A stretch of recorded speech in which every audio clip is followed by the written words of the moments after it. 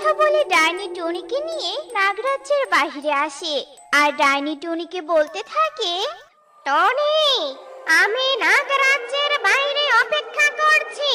তুই নাগরাজ্যের ভিতর থেকে নীল পদ্ম নিয়ে আয়। আর দাঁড়া, আমি তোর রূপ পরিবর্তন করে দিচ্ছি, যাতে তোর নাগরাজ্যের ভিতরে প্রবেশ করতে কোনো অসুবিধা না হয়।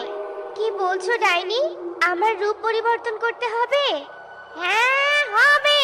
না হলে তোকে নাগরাজ্যের ভিতরে কেউ প্রবেশ করতে দিবে না। এরপর ডাইনি টুনিকে একটা সাপে রূপান্তর করে আর সাপরূপী টুনি আর কিছু না বলে নাগরাজ্যের ভিতরে প্রবেশ করতে ধরে।